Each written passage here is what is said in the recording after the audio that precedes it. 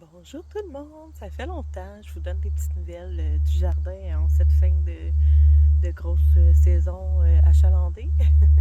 Fait que là, j'ai commencé à transplanter mes choses un petit peu là, pour pouvoir. C'est parce que ça va aller devant la maison. Là. Je m'en ai fait comme un petit bouquet en mettant en pot pour mettre à côté de la porte. Puis c'est ça. Fait que là, je suis venue voir mon safran ce matin que j'avais dû transplanter. Mon safran n'est pas encore sorti. Il va falloir que je fasse une petite recherche là, pour savoir si c'est normal. Normalement, j'accueille ça en octobre. Donc, la fleur est supposée de sortir. Une fleur qui ressemble à du gazon. Sa tige là, au moment qu'elle pousse. Je l'ai transplantée dans mon pot, dans mon smart pot, comme vous pouvez voir. Parce que où elle était, je l'ai comme un peu abandonnée. J'avais déjà fait une vidéo là-dessus. Vous pourrez retourner voir dans les anciennes vidéos.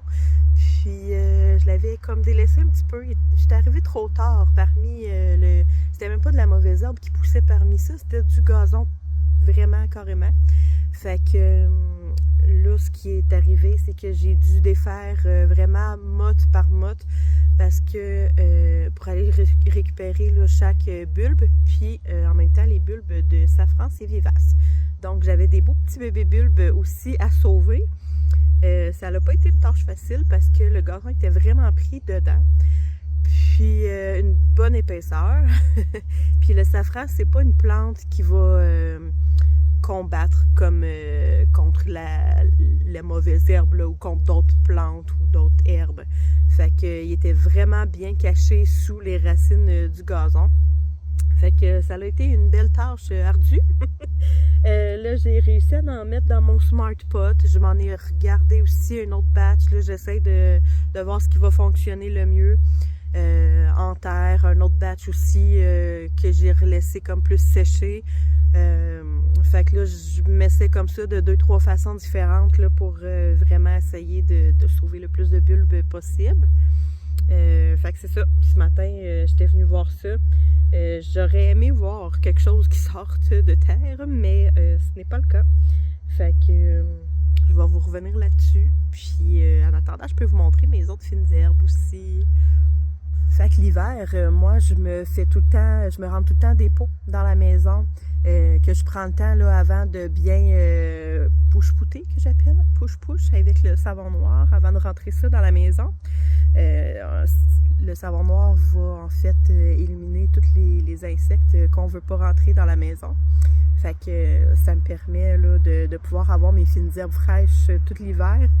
Là, je m'en ai récolté pas mal. Là, j'ai ici mon gros pot de menthe. Là. Nous, on est bien menthe là, pour le thé.